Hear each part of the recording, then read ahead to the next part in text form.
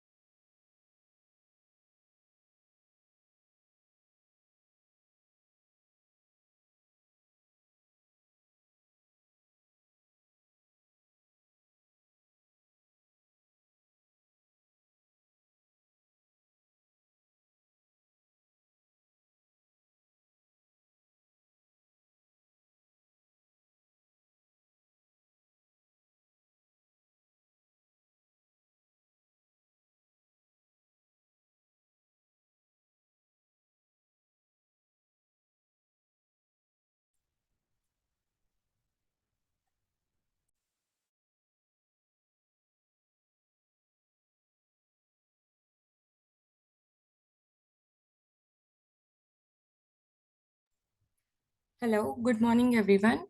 Dadavali will be our instructor. for the session. I hope everyone joined the session.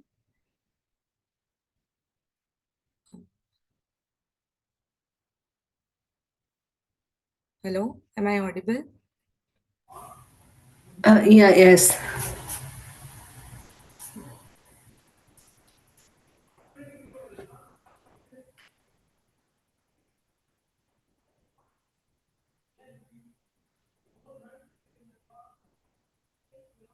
Hi, Dadavali, you can start the session now.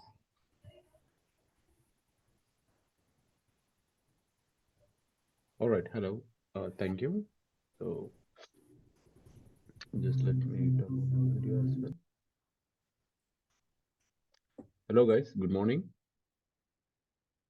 And Hello. whatever the time zone you are in, maybe good evening for a few people. All right. I'm connecting from India, so it's good morning here. So I hope a good morning, good evening. Okay, and whatever the time zone you are in. Yeah, good morning to you. All right. So I would be your instructor for this particular skill set, like for the data warehousing and the ETL tools. Like I would be teaching you for the next 2 weeks. So coming to me, I am Dadavali Sheikh. Just let me start sharing my screen. All right. So here is a little introduction about me. Okay. So my name is Dadavali Sheikh. Okay. I'm a data engineer by profession. All right. And teaching is my passion. So I teach in my free time. All right. And I work for a big corporate. And also I have been, I have sort of like I worked in a lot of projects and I have been a lead for a lot of projects. And my experience comes from insurance domain, healthcare, and retail, then currently into logistics. And I have also worked for some of the government projects as well. So I would be teaching you data warehousing concepts. Okay, because this is the first day of my class, I would be very light, so we do not have anything much fancy, like we do not have any presentations or anything. So mostly it would be a conceptualized understanding of like what we are going to learn.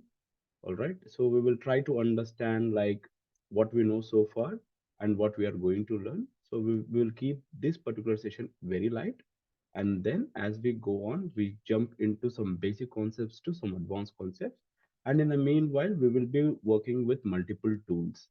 Okay, so we will be learning with multiple tools. So we will work on with one on-premise tool and one cloud tool in this complete course. All right, so I would be solving a few problems from my end, and then I would be giving you a few tasks for homework. So it is your responsibility to complete them in time. All right, sir. So everyone okay with this? Any doubts on that? Sure. Yeah, okay. Yes. All right, sir. So let's get started. So before we start, okay, I hope like you guys are from different backgrounds. So I would just like to know like a few things from your background, like what is your background and what you're doing, a little about your background. Okay, I'll start. My name is Salav, and I just graduated information systems master's, and my bachelor's was in economics and finance. So I'm quite familiar with Python and SQL, and I did have some data mining and data warehousing class. So I'm not completely new to it, but I do not quite have an hands-on experience with the ETL tools. So that's what I want to learn. That's great, sir. Thank you. Next, who wants to go? Hi, I'm Ayushi, and I'm also a recent graduate from of information systems, and I also have some knowledge of Python and SQL, but I don't know anything about data warehousing or ETL. Yeah. No problem. Hey, I'm Shanti. I graduated long back and I had like 10 years of gap. Previously, I was working. Now I want to restarting my career. So basically finished up with my Python SQL classes. I heard about ET a little bit, but not hands-on, no hands-on experience in the ETL. Okay. Hi, this is Prinsa. I'm also a recent graduate for information system. I did my master's in information system. I did take classes like data warehousing, data mining, and data science during my master's degree. But yeah, I haven't used any tool though, so I have like theoretical knowledge, but not practical. No,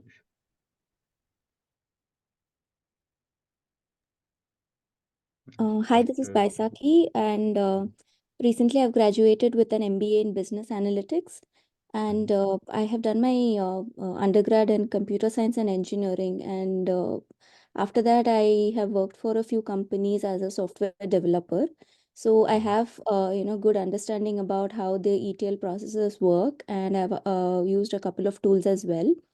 So ETL is not completely new to me, but yeah, it will be like a more like a brush up session for me where because it's been a long time that I've left my job and I don't have any uh, so I just want to like gain some information from this session. all right.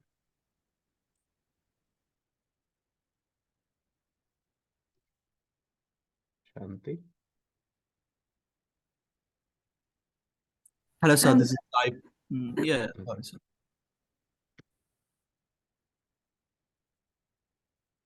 All right. Anyone who can go? Hello, my name is Ritu. I'm a recent graduate in data science masters. I have some basic knowledge on ETL. I know Power BI, SQL, Python. I've done some models on it, and this would be like a fast forward brush up sessions and in-depth knowledge for me again. All right. Thank you.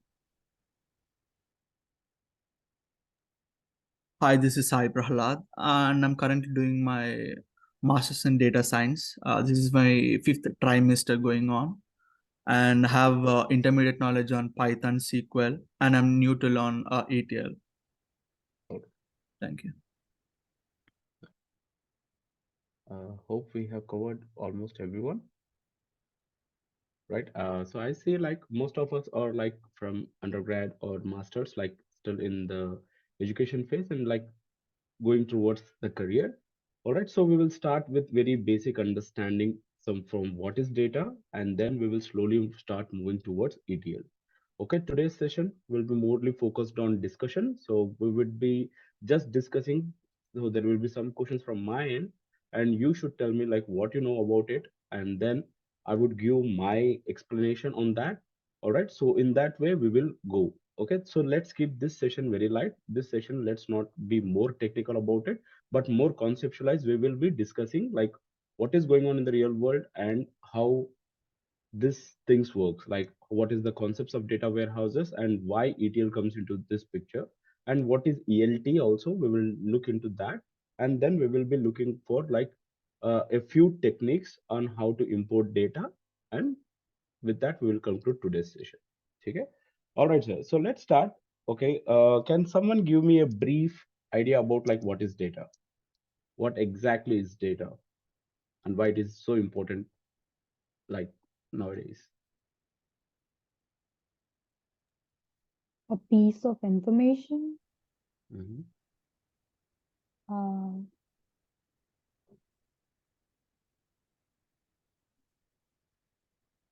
Uh, it could be in the form of numbers, words, videos. Okay.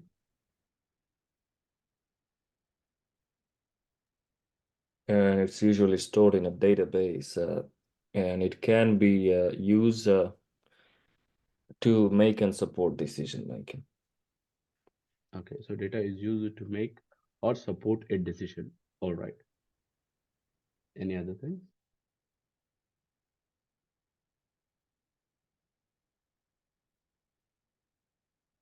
No, it can be anything. So don't hesitate. Don't hesitate like whether it might be true or not. Just speak out. Okay, we are here to discuss. Okay. Yeah, it's a collection of information. Nowadays, everything is related to data. Wherever we are going, they are collecting our data in order to make some decision or to improve our the growth of the company. All right. Okay. Any other inputs?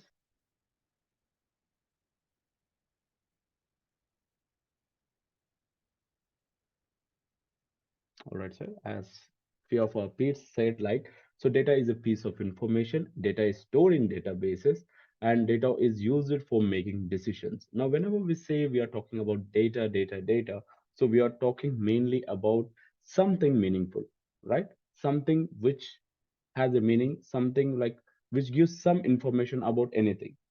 Yes or no? Okay, now your name is also data, your phone number is data, your email ID is data, what you browse on the web is data, where you walk or where you visit is data, what you purchase online is data.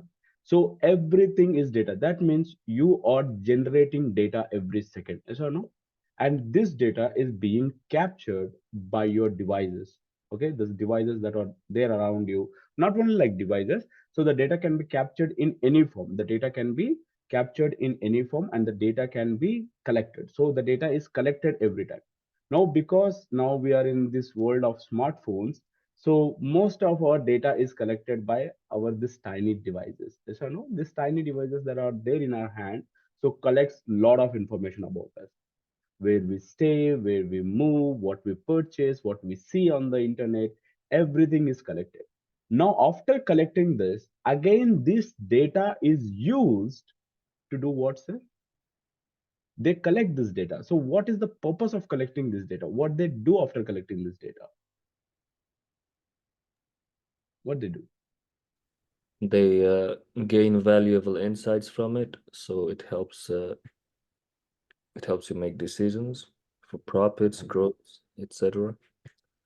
All right. So they collect some insights from it and they use again Analyze. on you. Yeah.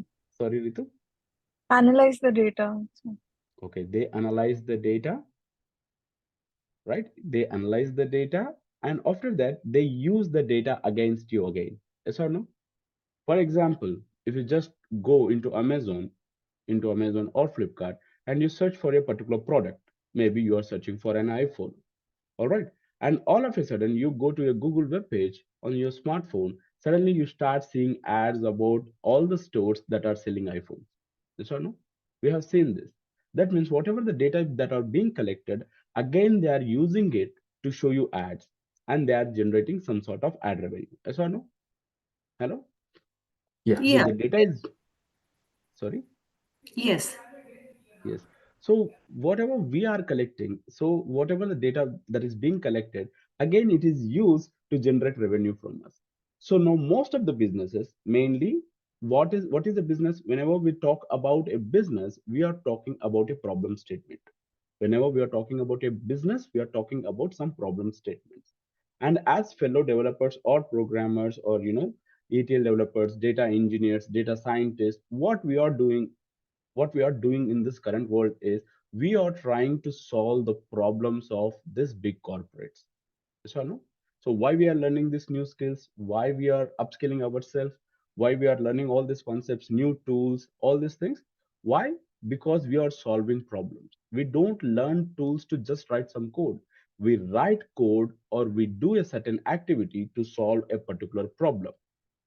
Yes? Can we agree to this? Yeah. Yes. Yes. yes. So we are learning here how to solve those problems.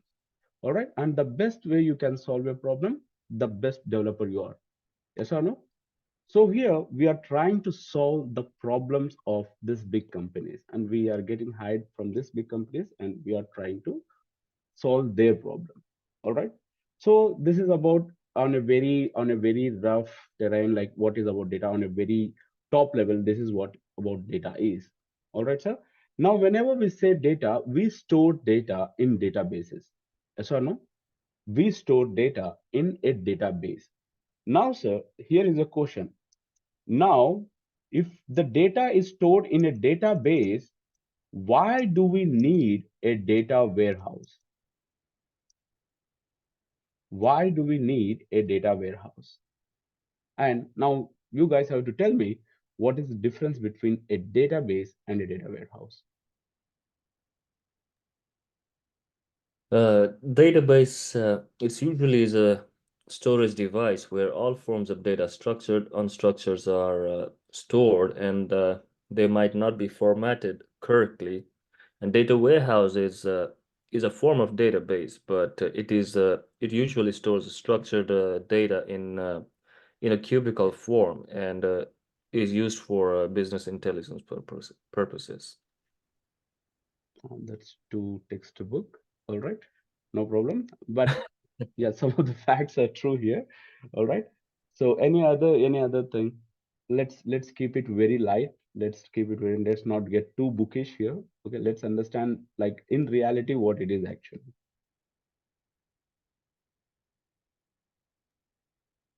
So by database, you mean just the place where any data is stored, or you mean the concept of data lakes, all All kinds right. of. I would help you out more. Okay. What is the difference between a SQL database versus a SQL data warehouse? Okay.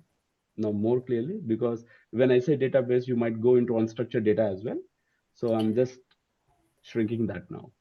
SQL database versus SQL data warehouse.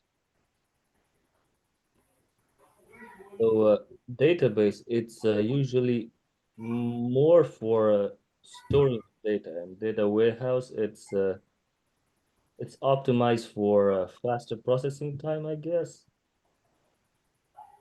The query. Mm,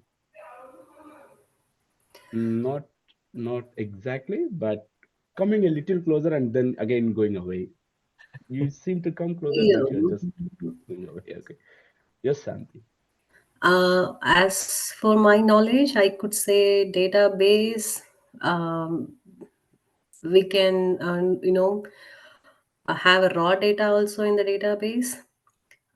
In the data warehouse, we can, whichever way we want, if for the future use, we can modify it, transform it, and then store it in a data warehouse for different purposes like data science or business intelligence. It could be anything, like not only in the storage form of like tables and all. It could be anything like pictures or video, anything. No, that's what I said. That's why we clearly mentioned it is about SQL database versus SQL data warehouse. Because we did not Um, wanted to talk about unstructured data. Hmm. is it like database stores like current data and data warehouse has like historical data as well as current data? All right. Now, what do you mean by historical data? Historical as in like there could be modification to data, but uh, storing that in database could not be efficient because database might not have those space for historical data. So maybe All it's transferred to right. data warehouse for All just right. in So case.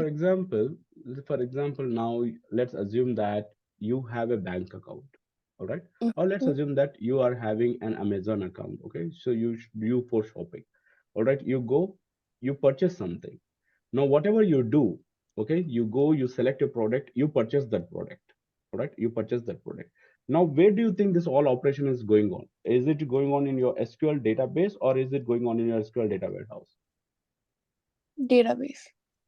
So it is happening in your SQL database. All right. Now, why do I need to transfer that transaction data again to something SQL data warehouse? I can just keep it there, no? Why do I need to transfer it to somewhere else? As So that Princess said, like we need to transfer it to some other place. Now the question is, why do we need to transfer? What is the purpose? Because here the product details are here. Okay, user details are here in the database. The user went, selected a product on the Amazon page. He bought that product. He made that order. He got that order. Everything, all the transaction details are already saved in my SQL database. Why do I need to transfer this data warehouse? I just can keep it there, right? Why do I have to transfer? Because accessing the database, it's very slow compared to accessing data warehouse. Maybe load will get increase over the time. That's why Or they are. maybe I can just increase the resources, right? So whatever the SQL database resources are there, for example, I'm using a 100 GB RAM of SQL database, for example. I will scale it to 200 GB. 200 GB of RAM and 20 terabytes of database I have. All right. So a lot of processing power. Lot of processing power is already there in the hood of SQL DB, but still people transfer data from SQL database to data warehouse. Why?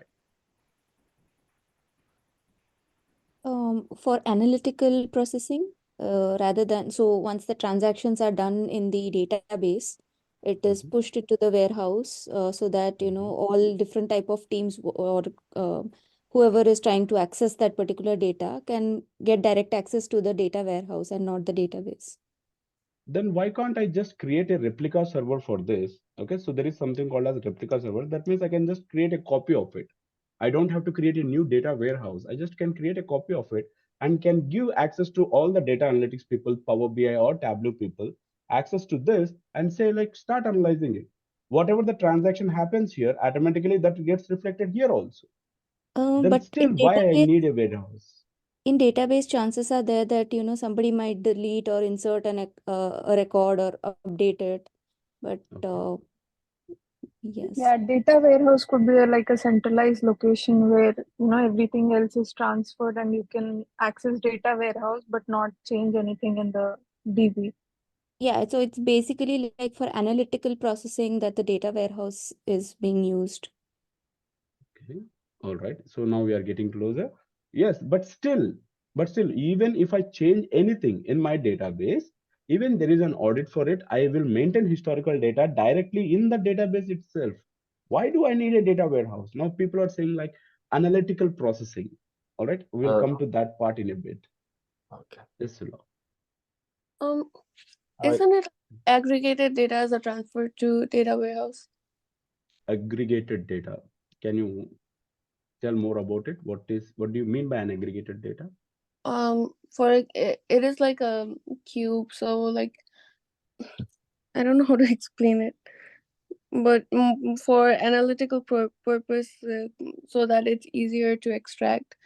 Um, like Yeah, they so are their entire multi-dimensional data is stored in the data warehouse. Multi-dimensional data. Okay, okay, new word, multi-dimensional data. I would call it as dimensions versus facts. Okay, we'll Yeah. come to this part at a later point. But Yeah, still, that's what I you're was. not giving me that one thing that I want. Uh, I was about to mention dimensions and facts because usually in data warehouse, the data is revolves around facts, whereas in a database it revolves around dimensions mostly. No, No? no. No, it is dimensions and facts. Mostly we use dimension and facts terminology mainly in data warehouses. We don't use dimensions and facts in databases. We call them relations whenever it is in database level, we will call them as relations. And Okay. then the relations are converted into dimensions and facts. Now, again, we'll come back to that part at a later point, but I just still needs to know that one thing. Yes. Why? Okay, you guys learned about SQL, right? Yeah. Yes. You learn about SQL, right? So have you heard of this term anywhere? Normalization. Yeah. Yes. Yes. What is this? What is this thing? It's like um, if it's a big database, split it into different tables to avoid duplicates or reducing the data into different tables and make relation. Okay, so normalization is used to avoid duplicates. All right, very good. What else? To avoid duplicates. Yes, Um, and make a relation between them and yeah, mostly for the redundancy, yes, to avoid duplicates. Duplicates. Okay. How many normal forms do you guys know? I think Mm, Or Four. Four. Oh my God. You guys are Three. okay. Okay, there are actually so there are already 6 normal forms. Okay, there are in real world there are like 6 normal forms, but most of the companies, at least the projects I have worked on, we never went beyond 3NF. We never went beyond 3NF. Now, I don't know how many of you know about this concept of normal forms. Basically, normalization is the process of breaking down your data. Okay. So whenever a business is developed, okay, so first of all, you need to understand like what happens when a business is getting started. So let's assume that you guys all together came as a team. All right. You wanted to like let's start a startup now. Okay, let's create a company. Okay, maybe let's create a apparel company, or let's create some electronics company. Okay, so or let's create a marketplace like Amazon. Okay, where people can come and sell things, something like that. All right, so you guys wanted to start this company. So whenever you wanted to start this company and whenever you wanted to create the database around it, so what you do, so first of all you will identify what are the entities in it. Okay, now again one more word, sir. Entities. What is an entity, sir? About which the data is being taken. So Okay, let's get back. Okay, let's not talk on the technical front, let's talk on the business front. Now on a business front, what is an entity? So a customer can be an entity. Okay, Basically, information. Any information we are collecting. no, but we are collecting the information. What do you describe as an entity? Probably Based on the this, attributes that are being used. Then we call them attributes, right? So why we call as an what we call as an entity? for an example, if we are customers, right, we need to Mhm. collect name, whatever the information we need from the customer, and what is it's related to business, which business we are doing, and what information we may need. That's all entities. Okay, any object that is contributing to the workflow of the business. All right, Yes. any object or anything that is contributing for the business. For example, let's take the example of an Amazon, right? Let's take an example of Amazon. Let's think that you guys are starting something, a rival company for Amazon. All right, now you are calling it as Amaze. Okay, you're calling it as Amaze. Now let's think that you are starting it. Now once you start it, what does your business do? So you will write it in a single statement, right? What is your business? Okay, so let's start with you guys. So if you guys are starting any business, okay, let's take any business that you like. What is the business that you want me to take? Any business. Then we will start rolling up like what is the database and then what is the data warehouse. Any business, your wish. Any business. Sulav? Clothing company? Yeah, any business. Now you are starting a company. What company you want to start?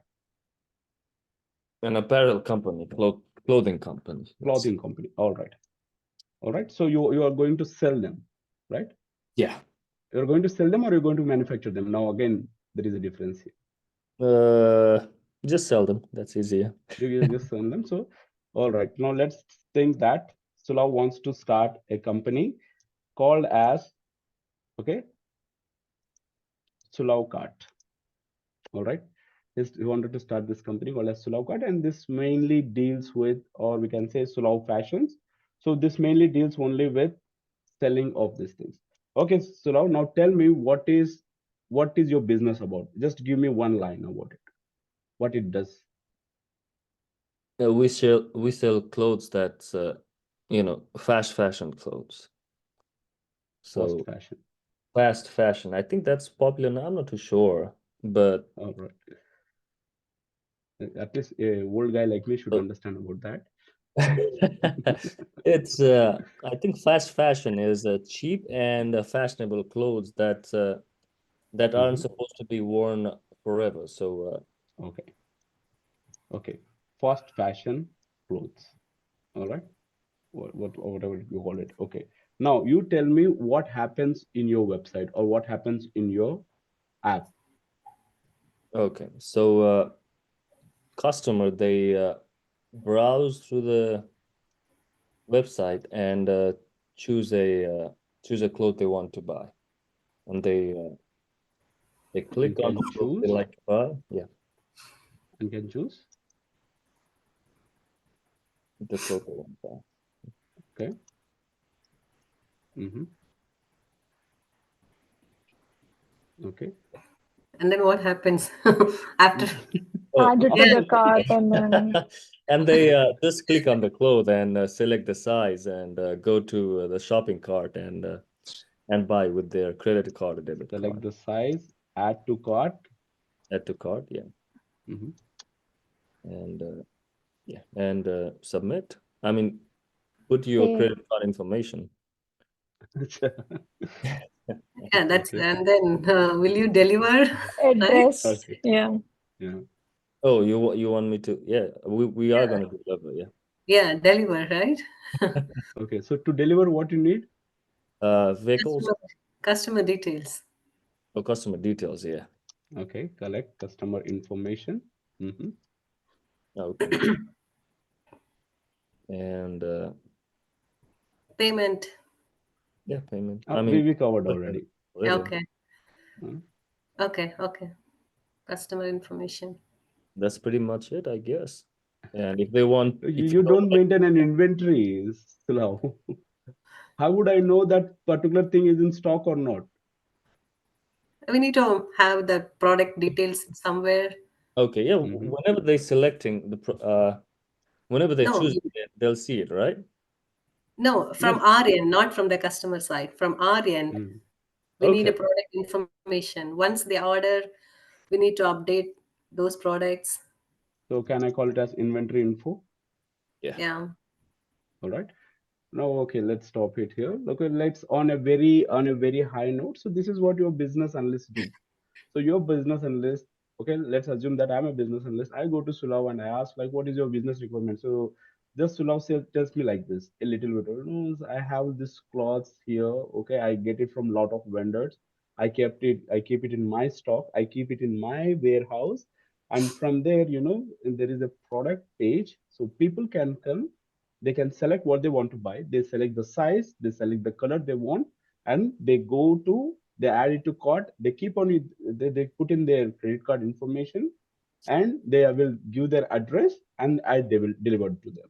So no, on a very high note, this is. But again, once you dwell down into that, there are like a lot of things that happen inside it. Yeah. Okay, so that let's skip. Now, can you identify me the entities that are involved in it? What are the entities that are involved in this? So one would be customer for sure. Customer. All right. Mm-hmm. And second would be the type of cloth, I should say. Inventory. Inventory. Okay. And the third one would be the credit card type. That should be an entity. So Manufacturer. payment. And inventory and Mhm. the ones who, what was it? Wholesale? Who you buy the clothes from? Supplier. Supplier, yeah. Supply. Okay. Mm-hmm. And delivery vehicle. Sorry. Shipping mode or something. Shipping vehicle. Yeah, shipping mode vehicle. No. Okay. No, you say. I'm just processing something in my mind. Okay. Um. Like So the order table, maybe information. the Order order. table. Right. Very good. Order table.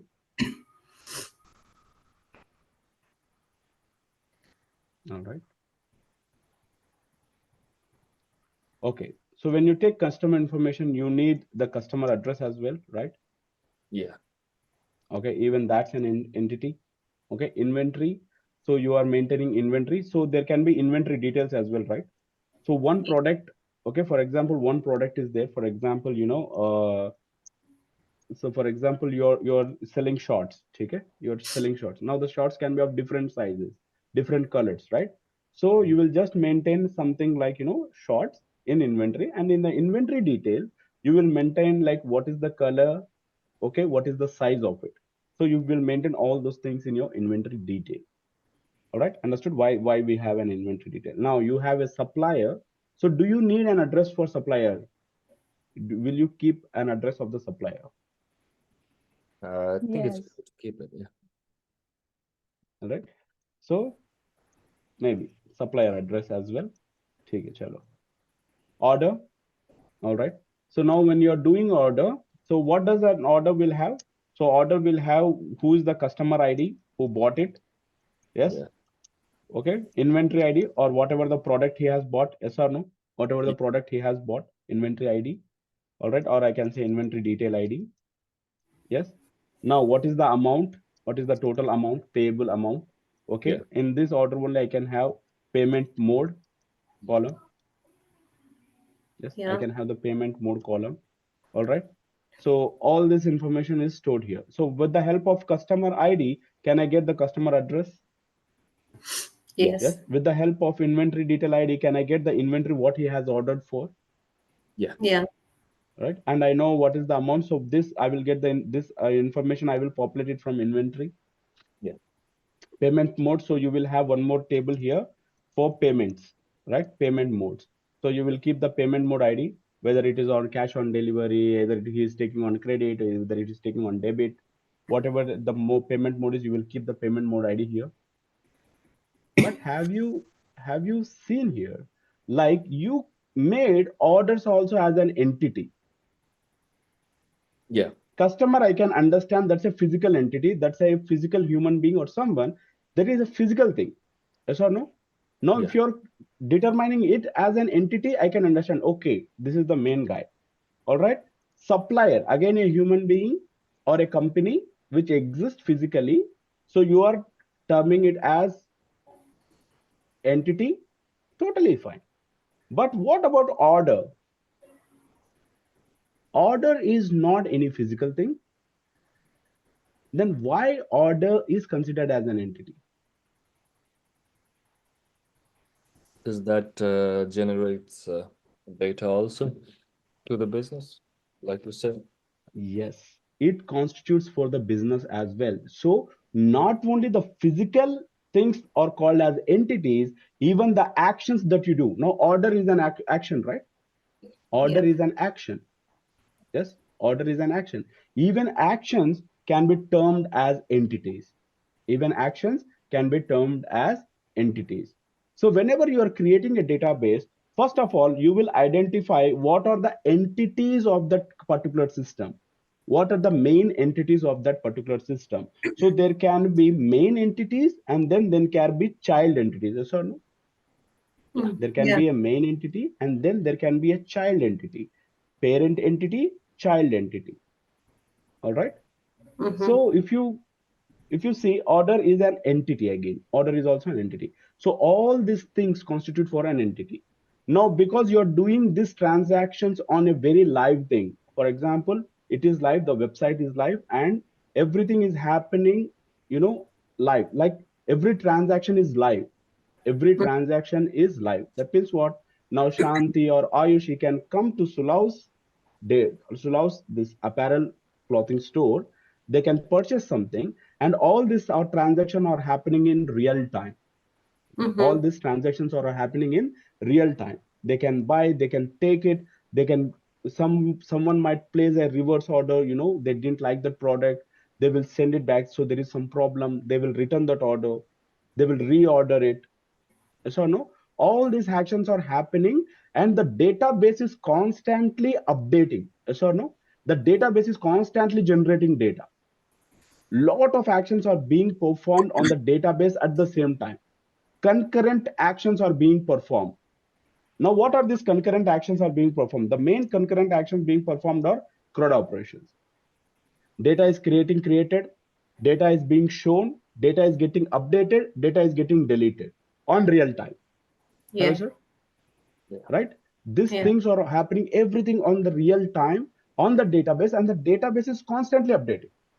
So I need to keep a track of whatever the things that you are doing. Yes or no? Okay. So if I am a customer, I go to a website, I do something, historical data, I wish listed something, I need to maintain that as well. Okay, I purchased something in the past. So whenever you see a product which you have already purchased, it will show you a small sign there. You have already bought this product on certain date. Yes, Do you want yes. to reorder it? All Yeah. right. All this information is getting stored and being again shown to you. That means what? All CRUD operations are being performed on the real time. So when you have a system which is live and all the CRUD operations are being performed consistently on that, every day transactions are being performed, then we call that system as a OLTP system. What we call that, sir? What we call that system? We call Or that system as a OLTP system. Online, what you call it, sir? Online uh, transactional processing. transactional process. Okay. Yes or no, sir? We call it as online transactional processing. That means what? That every day you're doing these transactions and these transactions are getting updated every day. All right, onto the database. Your database is not idle even for a second. All CRUD operations are being performed. Data is getting generated, data is getting updated, data is getting deleted. Lot of things are happening at the same time. So we call such a system as online transactional processing. Now, where do we use this online transactional processing? As you said, sir, so this is used in on everyday transactions, whatever the system that does an everyday transactions, there we use. For example, like Amazon or Flipkart, e-commerce websites, your bank transactions. Yes or no, sir? You're doing a lot of bank transactions every day. Your banking system works on OLTP. Yes. Any Mm-hmm. other examples? Bank transactions, Sorry. Hello. thinking about it. Thinking about it. All right. All right. So most of the businesses where you see every day some transaction is happening. When I say transaction, the data has to be created, the data has to be updated, the data has to be deleted. CRUD is the main word. CRUD, create, run, update, delete. Right? Create, run, update, delete. So If it's these four operations are being performed on any system, that system we call it as online transactional processing. And any database or any system that performs this, that has to be a database. That has to be a database. Now, when you call something as a database, whenever you call something as a database, so in database and in data warehouse, in both these places, tables are the main thing. Yes or no? Relations or tables are the main thing, because we are talking about SQL databases and SQL data warehouses. So in SQL, we use tables, right? Hello, sir. In SQL, we use tables, either in databases and data warehouses. Both the places we use databases. Now, what is that one factor that divides them? What is that one factor that rips them apart? So now you can call this as a database and you can call this as a data warehouse, because in both the places tables are being used. Then what is that one thing that sets them apart? Any idea? If, data Mhm. warehouse, they're not usually used for CRUD methods. It's used for analytics. No, we will keep it aside. Now we are just talking about table. So you have a table. You have a customer table in database. You have a customer table in data warehouse as well. But what is that one thing that differs them? So in data warehouse, the data is transformed, like it's transformed and stored. वो थोड़ा, Okay. that's the next step before that step. So, It's not OLTP, maybe. it's data. So The data is basically, denormalized in data warehouse. exactly, data warehouse is a denormalized thing. Okay. So normalization is the process of breaking your entities, okay, breaking up your entities. So whenever you are dealing with a database, you are having a lot of tables. You are having a lot of tables, okay? For a small business, okay, now Sulav has created just one small business here. And in that small business also, if you see, there are almost like we created some 8 to 10 tables here. Yes or no? Normalizing. Normalizing means what? We are breaking that entities. Okay. We could have kept the customer and customer address in the same table. Why did we divide it? Why did we divide it? Because one customer can have multiple addresses. And if you try to keep it in the same table, what happens? It will create duplicates. Yeah.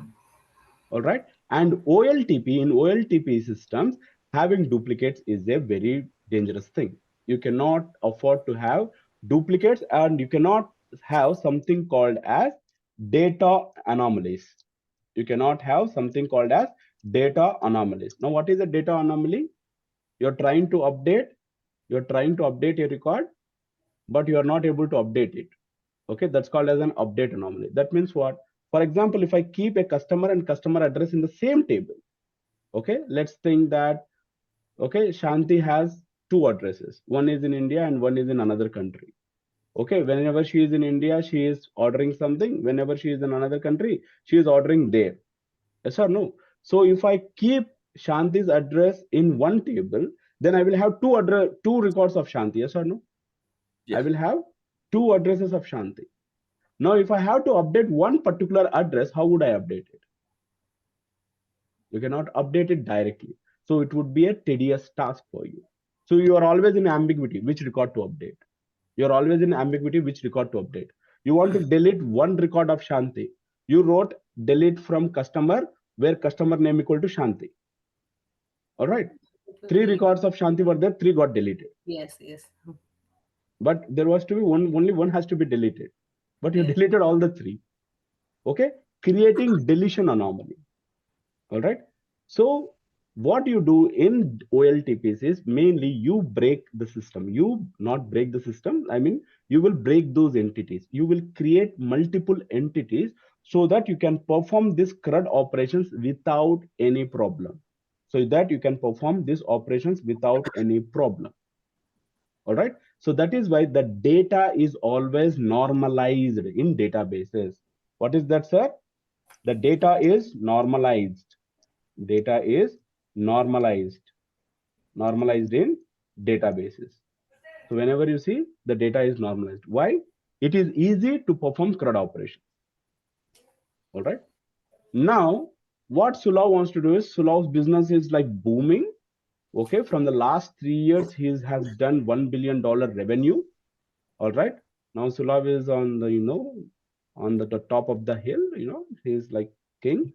Now suddenly his sales started dropping down. Now Sulav is worried. Oh, what is happening? What is happening to my business? Suddenly why the sales are dropped? Why people are not buying anymore? So what he told, he called up 2-3 Power BI developers, like, hey, come on, analyze this data. Tell me what is happening. Tell me the trends. Which products are being sold high? Which products are not being sold? Why the sales went up? Why the sales are not going up now? Despite having a lot of inventory, still I'm not able to sell my products. What is happening? Tell me. Now, if you give a Power BI developer a database, if you give any data analytics person, okay, one of you might be a data analyst, right? So if you give a Power BI developer or a Tableau developer a database, the first thing he will do is he will scratch his head. Why? Because there are too many tables. So no, there are too many tables. Even to get a little insight like which product has been sold more, he has to join at least 4 to 5 tables. Yes or no? Hello? Yeah. Yeah. Yes. He has to join 4 or 5 tables. Now think of a big corporate in which a single database can have hundreds of tables in it. Okay. I used to work in an insurance domain company. So there we used to have almost 350 to 400 tables. Wow. All right. So whenever we have to do something, right, we have to join at least 10 to 12 tables to get that data. It was a proper database. Okay, it was a proper database. Whenever we have to do something, we have to write a query with a lot of joins. And now joins are a little dangerous things. Yes or no? Because whenever you're joining, what is happening? You are consuming data from multiple tables. So from all these tables, the data has to be imported into the memory, and then it has to start processing it. Okay, making it difficult to run those queries. Now what I want to do, I just want to see the data. I don't want to do anything. I don't want to insert, I don't want to update, I don't want to delete. I just want to see the data. But seeing data has become cumbersome for me in a database. Why? Because the database is normalized. Why it is normalized? So that it can support CRUD operations. And now for a data analytics person, if you give a database, he will be in trouble because it requires a lot of processing power to load lot of tables into the memory and then start doing analysis on it. All right. So for that, what they thought is, no, dude, no, this is not going to work out. We need something else because we just have to do a select statement. Why the hell I have to join 10 tables, 20 tables to see this, and I have to do this repeatedly every day?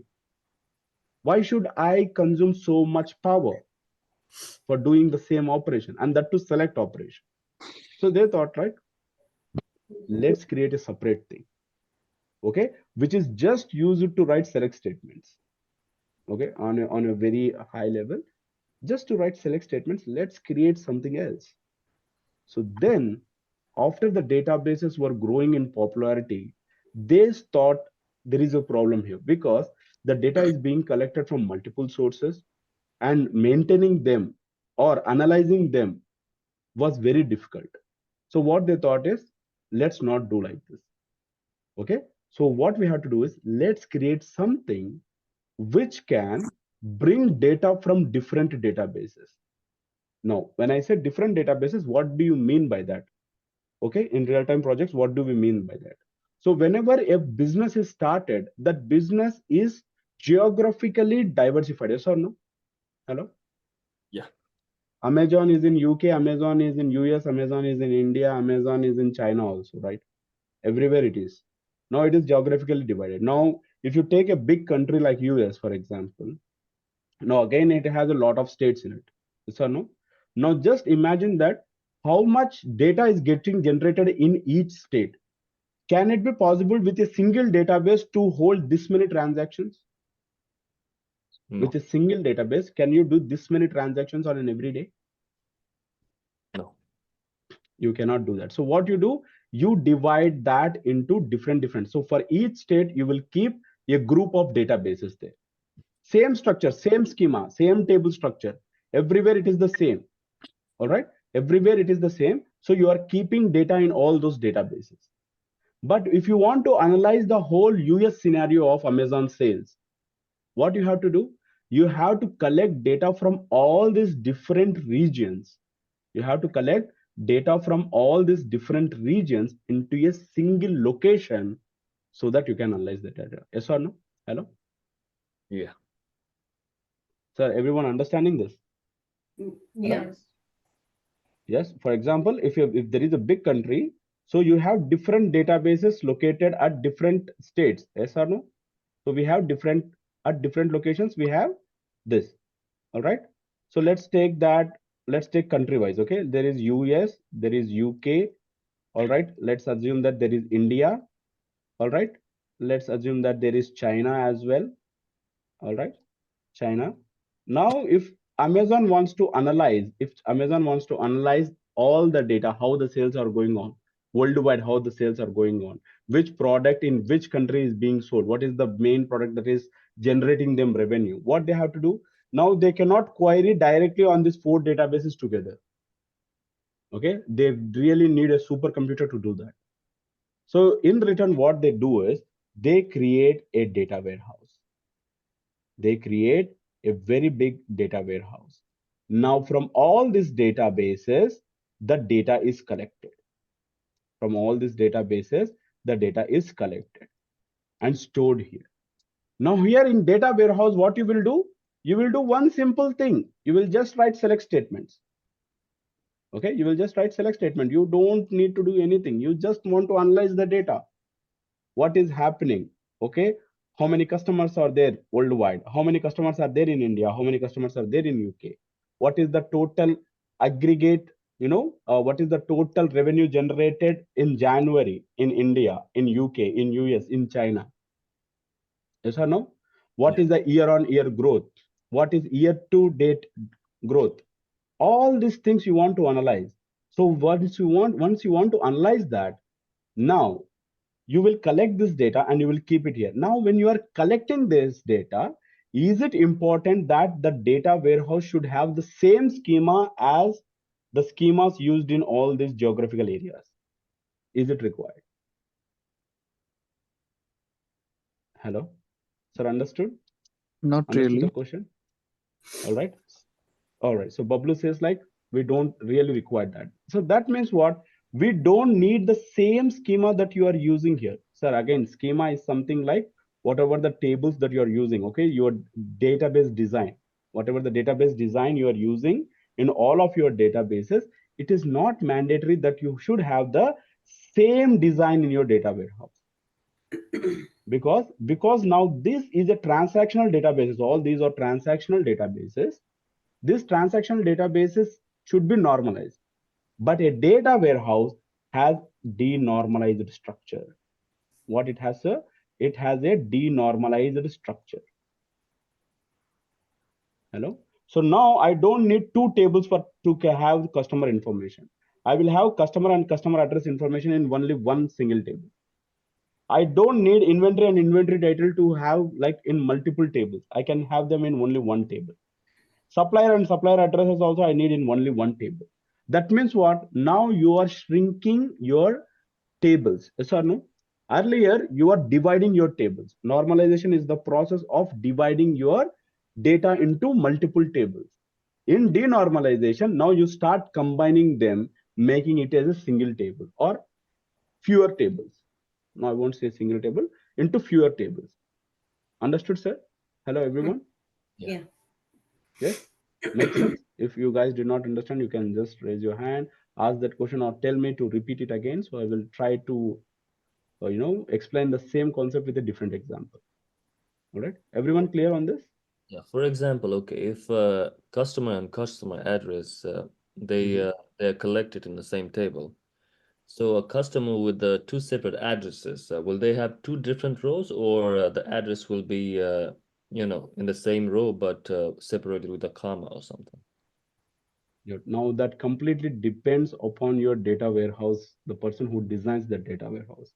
Okay, in one of, as you asked this question, so in one of the projects, what we did is we maintained all the customer information in one row.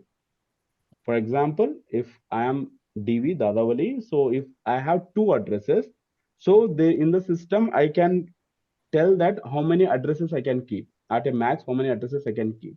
So at max, I can keep only 3 addresses. So there is a limitation that I can keep only 3 addresses. So what they used to do is they used to have address 1, address 2, address 3 columns with 3 different columns. All right. Or you can have like something like home address, business address, something as like residential address or office address, something like that. All right. Okay. So we used to maintain 3 different columns for that. Yes. Not comma separated, 3 different columns. Instead of rows, it's makes as a column.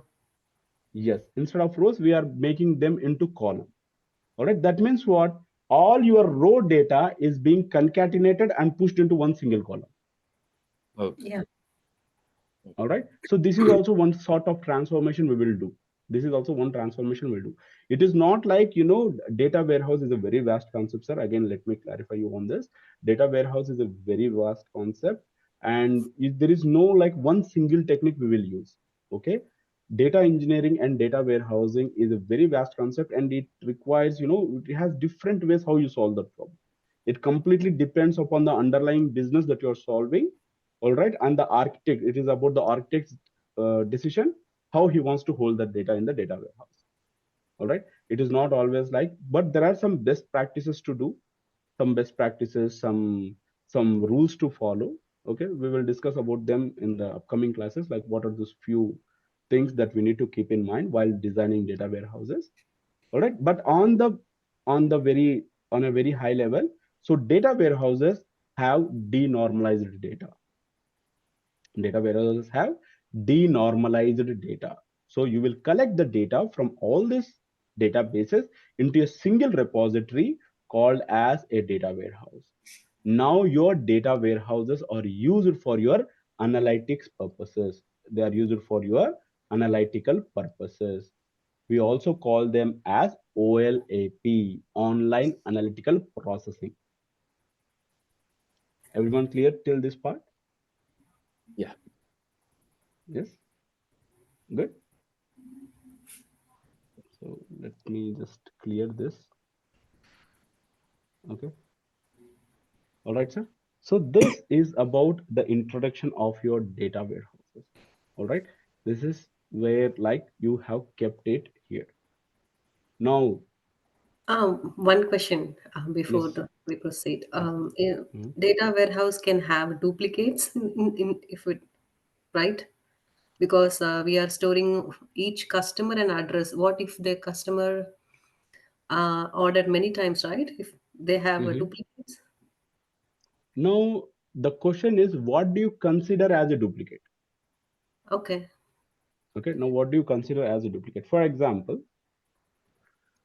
let me Because just if show you this. today, I mean, I'm buying something. 3 months ago, I Yes. have bought something, right? Right. Now, if you, for example, now let's assume that Shanti has bought something. Okay. Maybe Shanti has bought a water bottle. All right. She has bought a water bottle from some website. Okay. So this would be my customer name, product. Okay. Now I will have something called as order date.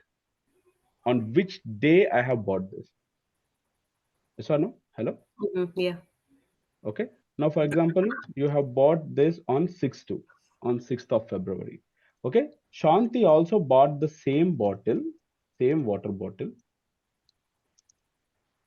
on, maybe on Jan 1st. Okay. 1st of Jan. Now, do you consider this as duplicate data? No, Why? because order date is different. Right. The order date is different. Okay. For example, now this is in the concept of data warehouse. Okay. Let's think that you have a customer table. Okay. Now you have something as customer ID, customer name. Okay. Maybe some gender and contact number. Okay. Now, okay.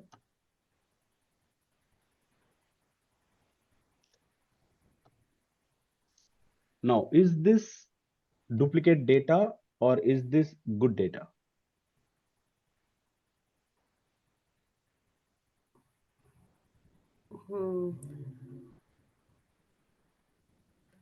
Little confusion.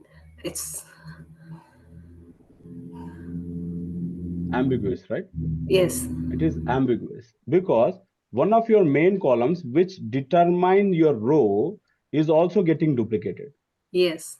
Yes or no? Now, this is a problem we are talking about. Now, this we call as anomaly, a disturbance in data. All right.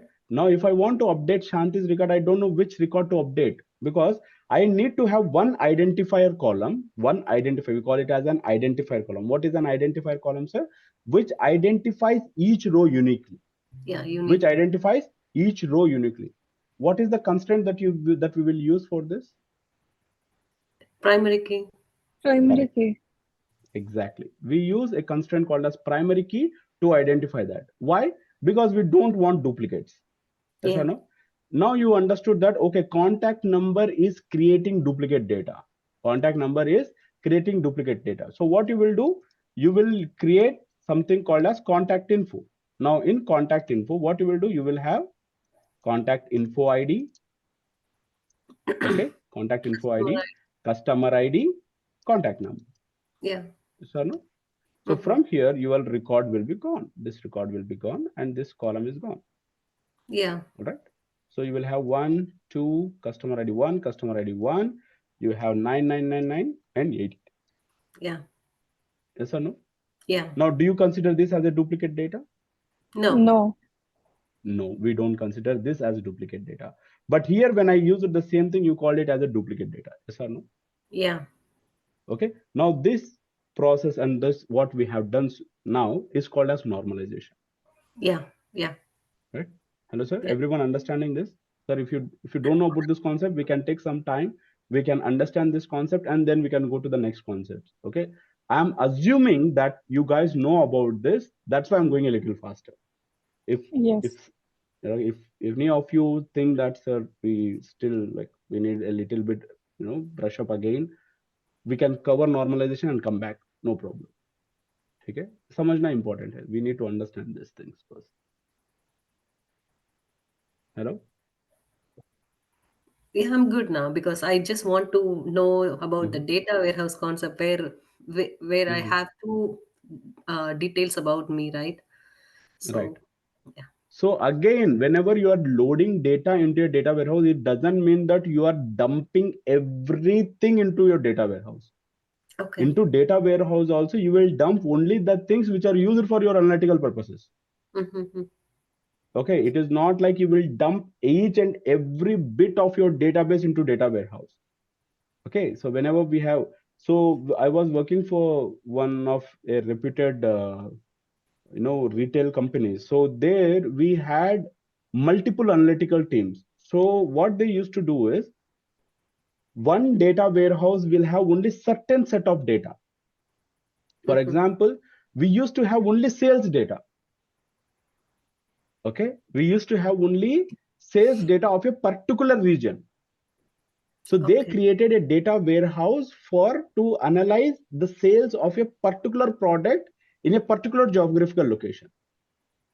Okay. Okay, there was another data warehouse where they used to capture another category of products in the same geographical location. They used to keep that data warehouse separate, and we did not have access to that, and that people did not have access to this data warehouse. These two data warehouses were maintained differently. Mm-hmm. Okay, so the data warehouses are also can be of different types. Okay, so you can categorize them. Okay, one company can maintain multiple data warehouses as well. Mm-hmm. Okay, so Mm-hmm. what data will be dumped, again, that is also decided, okay, in one particular data warehouse. So it is not like that one company will have, or one IT company will have only one data warehouse. There might be one business maintaining only one data warehouse. No, one business can maintain multiple data warehouses depending upon their requirement. If the business is huge, they will have a lot of data warehouses. Okay. Okay, sir. Sometimes one single database might be contributing for two different data warehouses as well. That is also a possibility. Mm-hmm. Okay, again, it can completely come down to what is that business, how it is designed, and why it is designed in that way. Okay. All right, sir, everyone clear? Yeah. Yes. All right, sir, do you guys need a break? We can continue, right? I don't know basically like what is the format you guys follow. So is it that you guys take a break here because it's 1 hour, No, right? we usually do it at a stretch only. Okay, we will complete it on one stretch. That's good. All right, I love this kind of sessions. All right, sir. So If you need, you can. no, I don't need it. So that's why basically I have to ask. Whenever I teach, a lot of students like start complaining, sir, breaks, sir, breaks. Break क्यों Actually, चाहिए? most of us are in a time zone where it is already, night. So we wanted to Oh, finish as soon as possible. acha. Okay. We will wind it up today a little faster, but don't expect that I will wind it up every day faster. Sometimes I might stretch a little bit. All right, sir. That is So fine. Yeah. understood. Yeah. So everyone understood about the concepts of databases and data warehouses, right? Hello, sir. Everyone clear with this? Yeah. Right? So before we can go to the next topic, before we understand the next topic, we need to understand some basic generic things. Okay, these are not related to anything, but these are very generic things. Okay, let's understand at a very generic level. All right, how many of you know what is a session? What is a session? Maybe you have learned about Python, right? Python or any other programming language. So what is a session? And in even SQL, what is a session? Session. Never heard of it. Not sure.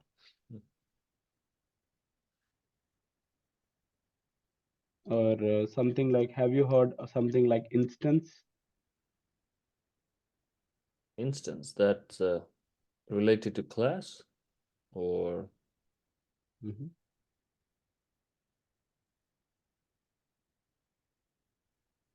So so because in the case of class, instance is whenever you it's like a I'm not sure how to explain. So you have a blueprint that is class, and you call the class in instance to make Yes, so you create objects, which is like an instance of the class. yeah. okay, so instance is called as creation of object. Why do we need it to create an object? To call the class, Mhm.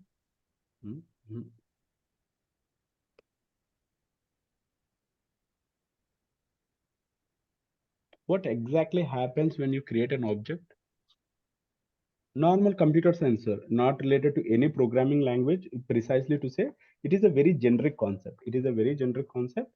Why do we need to create an instance? So what is the meaning of instance? Instance is creation of object. Why do we need to create an object?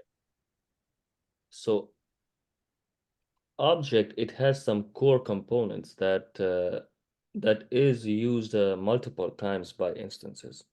So object is like it's like a foundation, and instances they you will have all the properties of an object, but they can have some more properties by themselves. So you need to use it again and again, call it again, Mm, and have to write the program every time you call an instance. maybe I'm not that smart to understand that.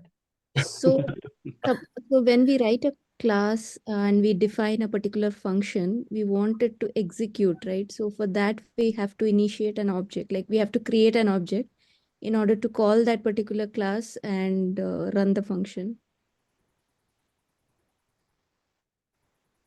Otherwise, how will the system know, like, I have to execute the class? You will never execute a class.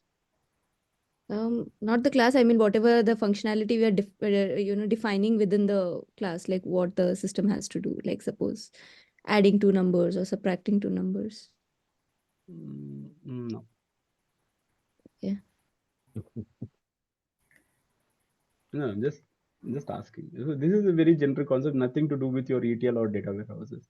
But this is a very generic concept. But if you understand this, this will be used at a later point. I will use this at a later point to make you understand a few concepts about this.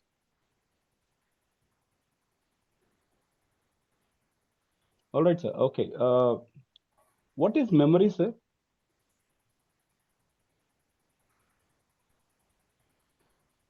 It's a space in your hard drive where the data is stored.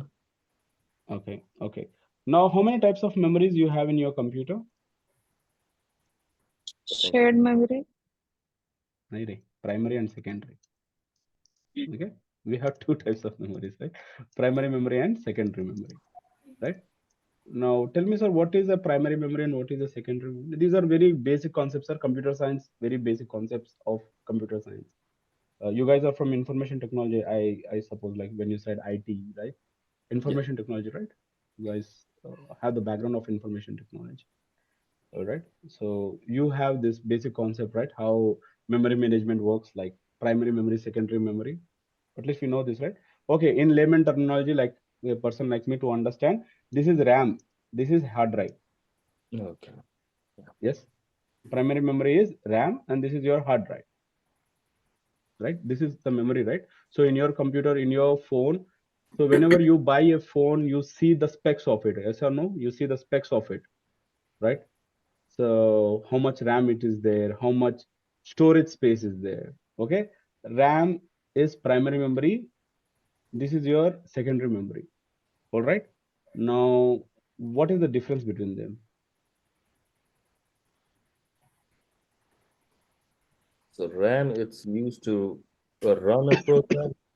Secondary memory hard drive is used to store a program. Come again?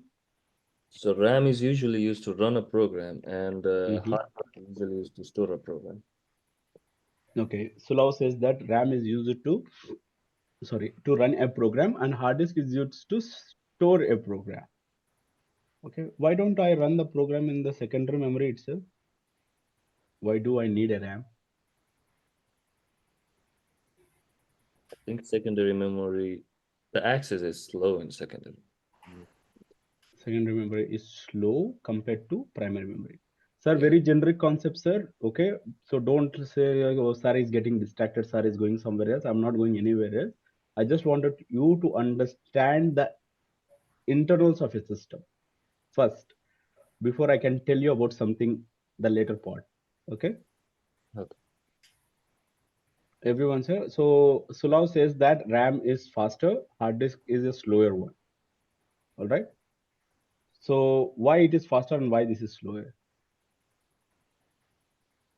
That I do not know. Okay, okay, maybe even I don't know about that, why it is faster.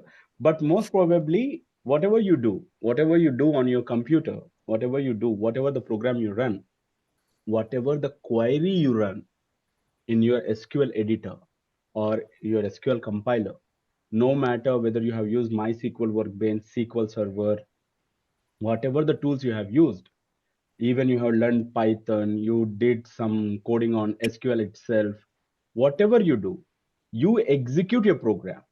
Once you execute a script or once you execute a SQL command, where it is getting executed? In primary memory. It's executed in the primary memory. Now, how do a system knows that it has to be executed?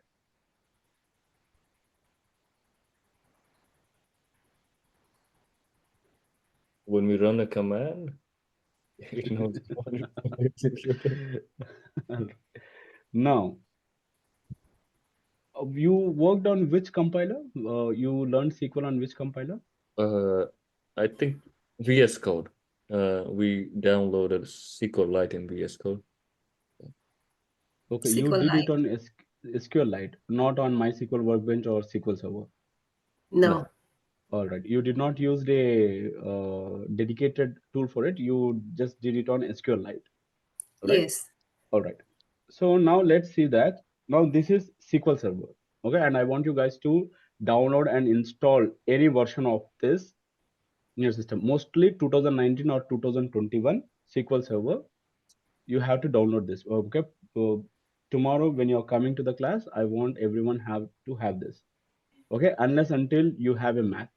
Okay, if you have a Mac, you cannot install this.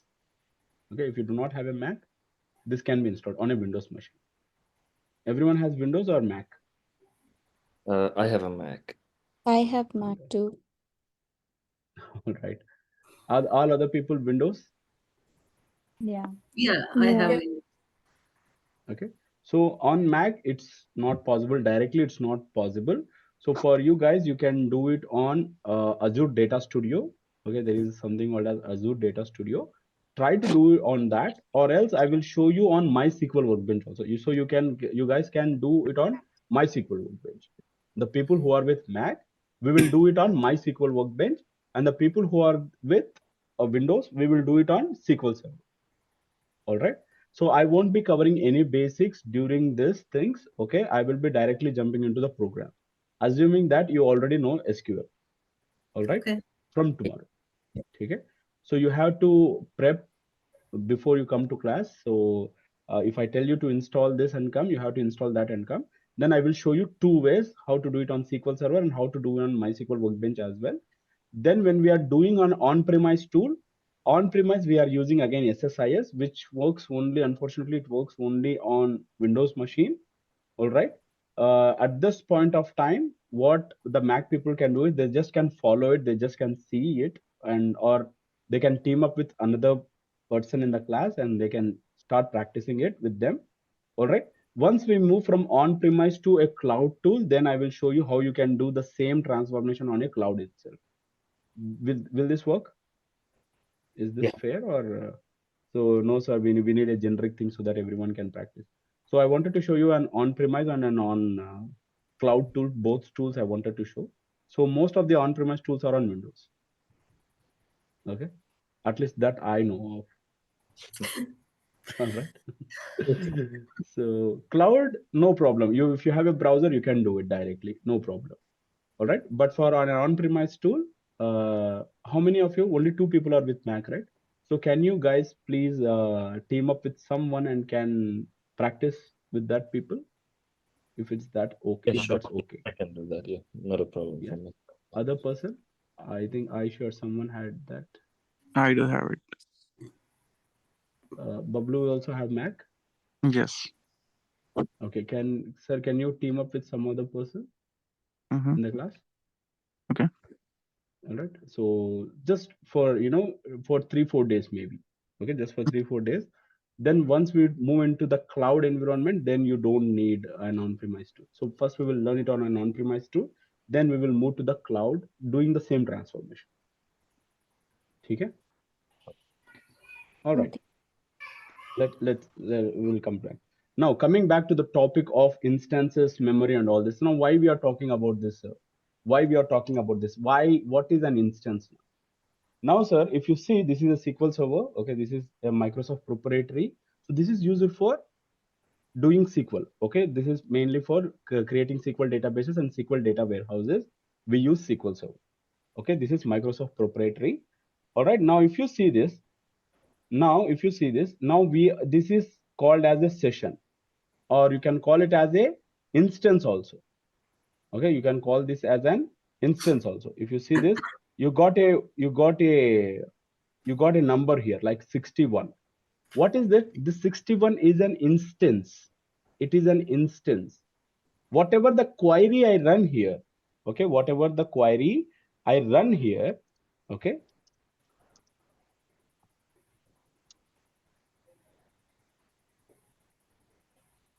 whatever the query I run here, that query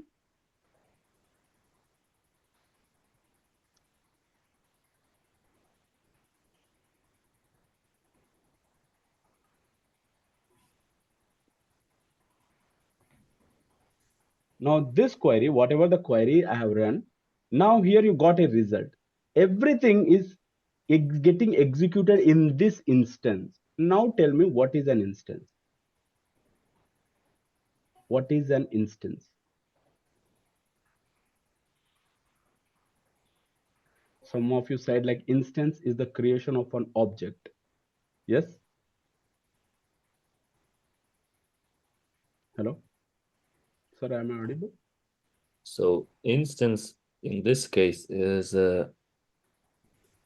anytime you run a query, that's one instance. No. In the instance, we are running a query. Instance, we're running a query. Okay, so instance, that means every time you're connected to a database? Right. Come on, go on. So whenever you log off from this, I mean, when you cancel it and log out, it's the termination of an instance, right? So like in Jupyter Notebook, whenever you open a notebook, every time it what is it say? Kernel? It's an instance of a kernel? Instance of a kernel, yes. I'm not too sure how to properly explain it, but yeah. All right. All right. So basically, sir, what is the meaning of a class and an object, or the process of instantiation, what we call it as the process of instantiation, the process of creating an object? Basically, what happens is whenever you have a program, you have just a template of it. Some of you have said right about the class and object thing. So what is happening in a class and object? So class is something like you have told that, okay, these are the things that are there in a class. For example, if you have written a class, for example, you said like there is, okay, let's talk in SQL terminology only. You call a table as a database object. What do you mean by a database object? It's called an object because it's not a particular kind of data in the all kinds of data is in there. So it's called an object. No. Object is something that occupies memory. Okay. Okay. Object is something that occupies memory. Unless until anything is not defined as an object, it doesn't occupy any memory. All right. In any programming language, unless until it is converted into an object, it doesn't occupy any memory. In SQL, whenever you have a table, for example, you create a table, right? So if you create a table, so try to map this, okay, to your other programming languages as well. All right. Whenever you want to create a table, for example, if I say create table, all right, let's think that I will create a customer table. All right. So what I do, customer ID int, customer name, okay, some varchar of 50. All right. Now this is a table. This is a table. Now this table has any memory to it? No. The moment I start inserting data into it, okay, insert into customer. So I just say like select 1, comma, I just give my name here. All right. Now if you see, now this particular table has become an object. The moment I started inserting data into it, that becomes an object. Okay. Your class is the schema, the DDL of it. In any programming language, if you have a class, it is just like the structure of a table. It will not have any memory unless until you push something into it, or unless until you use it to create some data into it. Hello, sir? Yeah. Are we getting this? All right. So in any programming language, a class is something, it is just to tell you, okay? For example, now we say template. Every time we are learning from the textbooks, right? What we learn is, we learn, right? Okay, class is a template. Object is an instance of a class. This is what we read, right? Whenever you are learning Java, you are learning any programming language, the first thing when you think about object-oriented programming, the first thing that comes into your mind is class is a template, object is a instance of a class. Now, what is instance of a class? Assigning memory to the class. Assigning memory to the class. Now, we don't understand exactly what is happening behind the scenes. Usually, we just read from the textbook and say like, okay, we understood this. No, we are not understanding that properly. For example, let's think that you wanted to create a home. You wanted to create a house. So for that, you came up with a plan. Yes or no? You need a plan, right? To create a home, you need a plan. Basically, you need a plan, right? So what you do, so you draw a rough diagram like this, or you will go to an engineer and do this. So what he says, okay, there is one bedroom here, there is one bedroom here, here there is the kitchen, and here this is the hall area. Yes or no? And you have dimensions to it. Yes or no? You have dimensions to it. All right. Now this is a class. You have dimensions to everything. Now this is a class. Now think that you have a piece of land. You have a piece of land. Now you go to that land, you take this template with you, and you will show to your constructor saying that, sir, I want to build this house here with these dimensions. Yes, my engineer has drawn this. I want to create this thing. So let's assume that this particular area is 10 feet long and this is some 12 feet long, for example. Just let's assume that the dimensions of this home is, it is 10 in width and 10 in length, 12 in length. Now you have a plot of size only 4 and 3. Now, can you create this home here? No. Hello?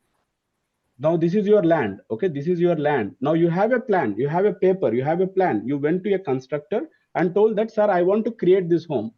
No, he said like, you cannot create this. Why? Because the dimensions that are given in this needs at least this much of width and this much of length. Yes or no? Yeah. Yes. Yes or no? Can we agree to this? Yes. Yeah. This example? Like you need at least this much dimensions to create this home. Yes or no? Now you have same this kind of land. Now you have 100 feet land here. All right, 100 feet land and 120 feet in length, 100 feet in width and 120 feet in length. Now can you create this home here? Yeah. Yes, can you create this home here? All right, so you created one home here with those dimensions. Okay, now another person came, he saw, oh, your plan is very nice, can I create my home in this area? He asked, can you create it? Yes. Yes. Yes. Now he also created one home with the same plan. All right, now other person came, he said like, I like this plan, I also want to create this home, can I create in this land? Yes. Yes. So you guys can create this home until the land is filled. Still there is some space left out, but can you create this home now in this piece of land? No. No, because the area is not sufficient to create this home, because you already have dimensions. How much area is required, it is already written here. Now just transform this into programming language. Consider this is your RAM, primary memory. This plot is your primary memory. This plot is your primary memory, RAM. Okay, so you created a class. In class you wrote there are 10 variables, sir. In my class there are 10 attributes. One is of type integer, one is of type varchar, one is of type decimal, something like that. Each of your data types occupies some amount of space, yes or no?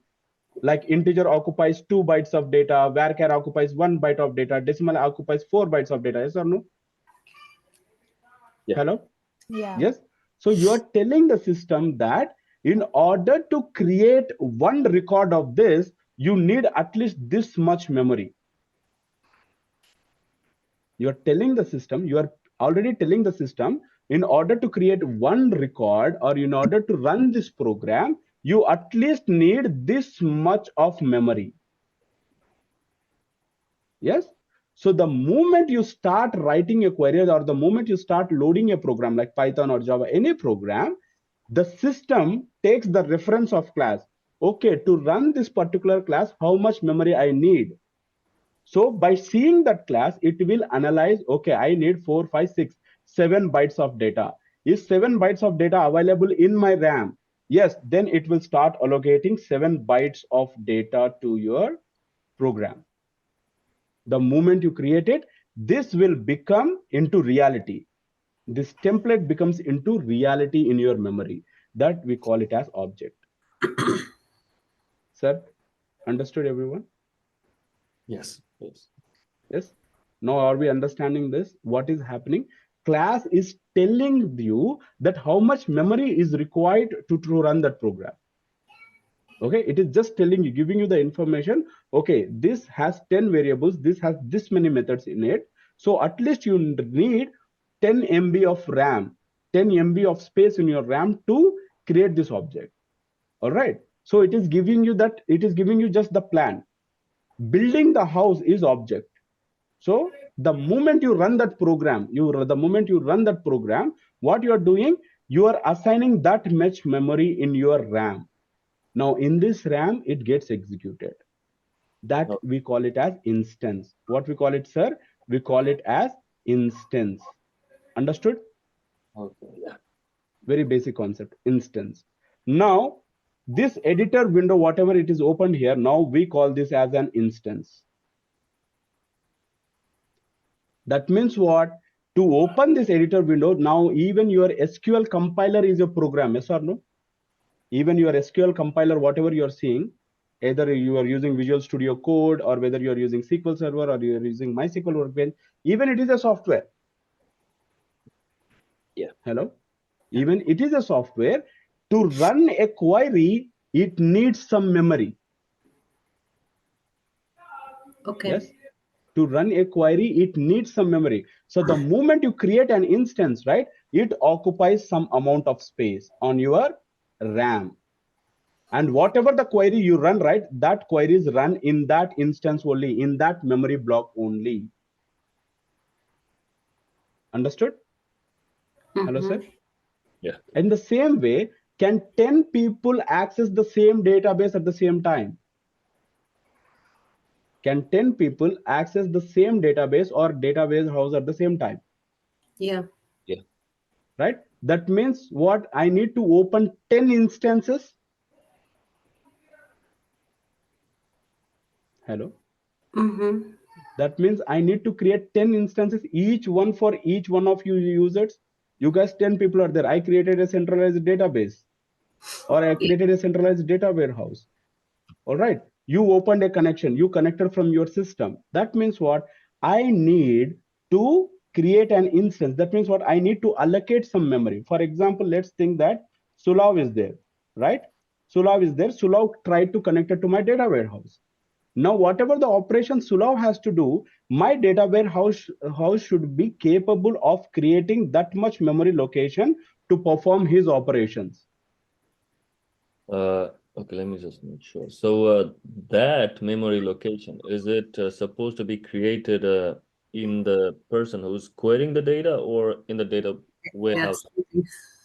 All right. Now, yes. Now you are getting into the point. Now you got a doubt like whether this memory is getting created in my system because I'm accessing it, or it is being created there in the data warehouse. Yes. Now, where do you think it is getting created?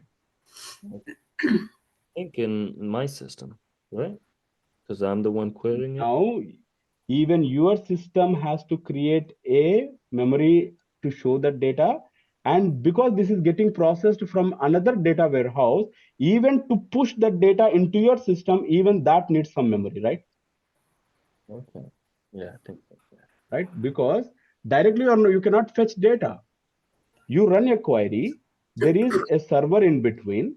The server takes your response, it goes to a data warehouse. From the data warehouse, it loads the data into the memory, into the server's memory. And from there, it has to send it to your RAM. From your RAM only, you are able to see it on your system. Okay. So all the operations you are doing that are getting executed at the data warehouse level only. Okay. All right. Now, your data warehouse cannot run on a single node. Now, remember this point again. They cannot run out on a single node. Single node means on a single computer. Why? Because data warehouse is a very vast thing, and to process something, only one single computer cannot do that. Yes or no? In the earlier example, we understood that we are loading the data from lot of databases into a single data warehouse. Yes, into a single data warehouse, we are loading the data from lot of databases. That means what? It is growing enormously in size. Yeah. And if you have heard a term called as big data, that means the data is getting generated and it is growing enormously. Okay, your conventional database systems cannot hold this much amount of data. So what they do, they create a data warehouse.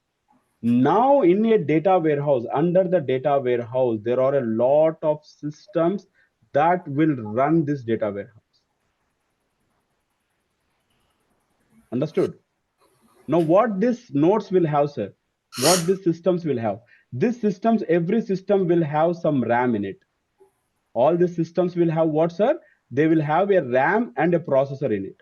They will have a RAM and processor in it, and they will have a centralized data warehouse. Understood? Hello, sir? Yeah. Yeah. Okay, you have to connect the dots now, one to one each. Okay, these are all different concepts, but you have to combine them together to understand the big picture.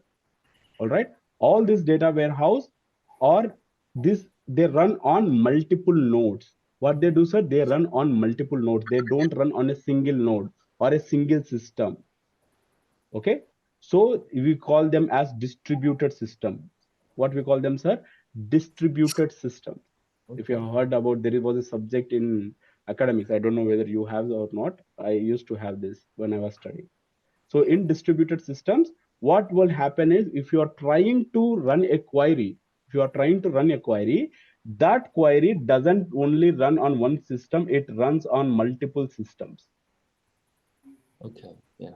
Okay, it runs on multiple systems. So whenever, but for the end user, okay, the end user is sitting here somewhere. For the end user, it looks like a single system. For the end user, it looks like a single system, but internally it is divided into multiple things. Because now you are processing terabytes of data at a single point. You are querying terabytes of data, having just a 16 GB RAM and a 10 TB hard drive will not work. Okay, the current data warehouse I work on, it has 650 GB of RAM. Okay. All right, sir. It has a 650 GB of RAM and it has almost like 185 cores running inside it. Now 185 cores and 650 GB of RAM is not possible in a single system. So what they do, they split into multiple systems. All multiple systems combine to constitute this much of processing power. This much of processing power is required to run a data warehouse. This much of processing power is required. Now, lot of users are trying to access the same data warehouse at the same time. So it needs to create instances for each one of them. There are shared instances also. That means what? Two nodes. That means you are running a query. That query is too huge. So what they will do is that instances is splitted into two systems. That instance is split into two systems. That means what? Memory locations are in two different locations. But at the end, when you are seeing the data, you don't see the difference. You don't see the difference. You think that it is coming from one system. But internally, what it is happening is it is dividing it into multiple nodes. It is dividing it into multiple nodes, and there the processing happens. Then finally, it is all the results are combined together and shown as a single result to you. Hello, sir. Yeah. So everyone clear with this? Hello. Yes. Now, do you have idea about what is an instance? So what happens when instance happens? When instance happens, you are allocating memory for that operations. You are allocating memory. You wanted to access a system, a memory block is allocated. Whatever the operation you do in that session only, it is there. That cannot be accessed by any other user. Your instance cannot be accessed by any other user. It is exclusive to you. Have you heard about the concept of temporary tables? Yeah. Okay, where the temporary tables are created? I don't know where they are created, but we can create them. In the session. It works only in the session. It cannot Exactly. be They are somewhere. exactly. They are created in the session. Yeah. Yes. Because of that, if two people create the same temporary table with the same name, still they execute. Why? Because they are not created at the data warehouse level or the database level, but they are created at the instance level. Now, instance is the memory allocated to a user Okay. or to a program. Okay, in that it gets executed, there only it gets destroyed. The moment you close a connection to a data warehouse or a database, your memory gets deallocated. Your Okay. memory gets deallocated. Okay. So, Sir, clear with this concept?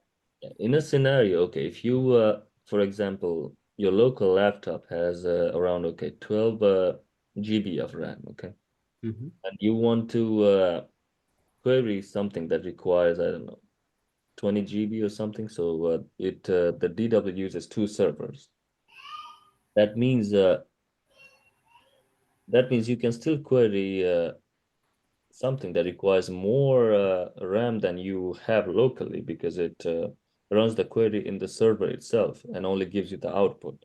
So you don't have All to right. have enough RAM. Now, if that output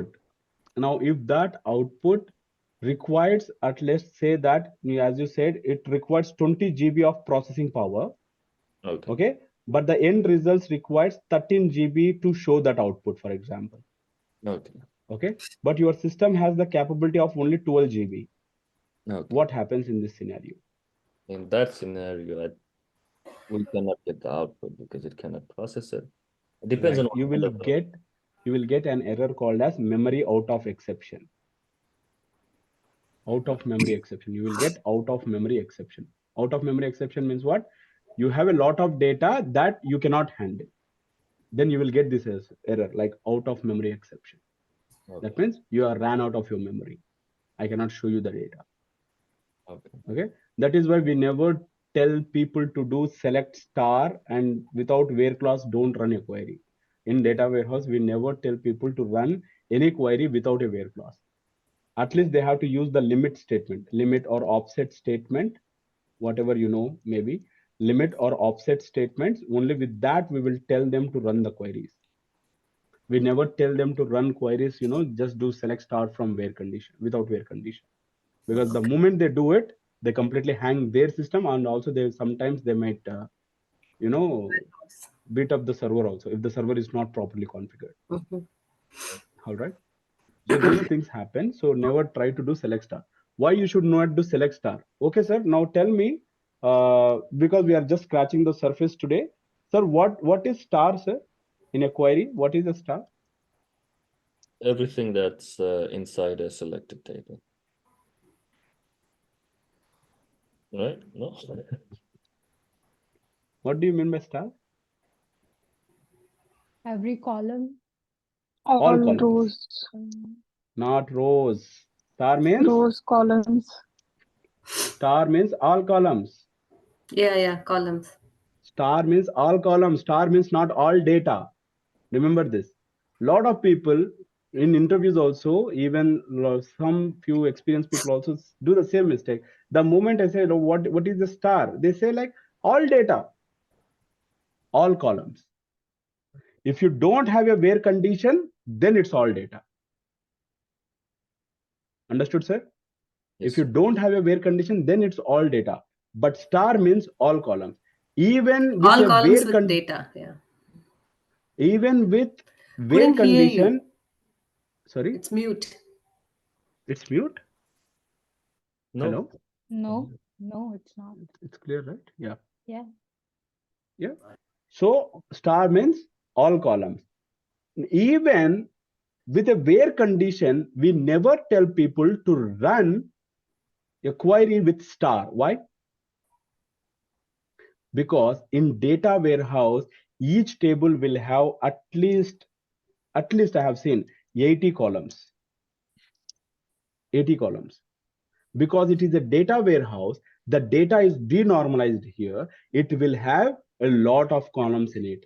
The more the columns you want to see, the more the data the more the memory it occupies. Okay. Understood? So it is not advised to people to use star. You will write only the columns which are required for you. Okay. We will see some optimization techniques in SQL. Okay. So once we load the data from different regions, what happens? Okay. How to optimize those queries, how to optimize in ETL itself, a few things we will learn in our agenda. Okay. We will learn in our codes. All right. Now coming back to the last part. Okay. Is about the ETL. Okay. To the ETL. Now with this we will conclude. You guys want to leave? No. Is it boring? No, it's interesting. No. Right. All right, sir. Now tell me, sir, what is an ETL? So the process. Extract, transform, and load. Extract, transform, and load. Right. What happened to my keyboard? Okay. Extract, transform, and load. So why do we need to do extract, transform, and load, sir?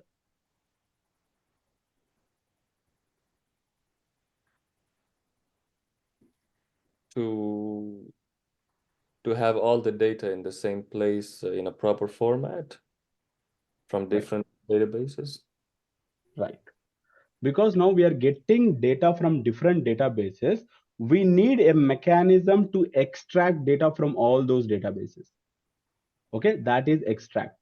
You have multiple databases, so you will extract from each one of those databases. That is extracting. That means collecting data. Transform. What is transform?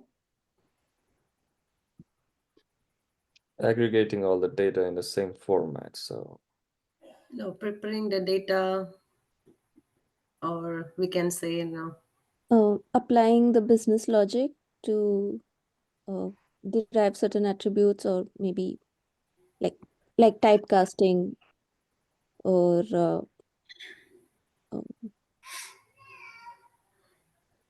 multiplying a given data, like a column by 10 or 100, like calculating Doing percent. any expression or doing any sort of operation, mathematical operation. All right. Okay. Can I say like transforming my normalized data into denormalized format? yeah. Yes. Transformation is I have to convert, right? Because the data is normalized in my databases. Yes. The data is normalized. That means what? The data is split into multiple tables.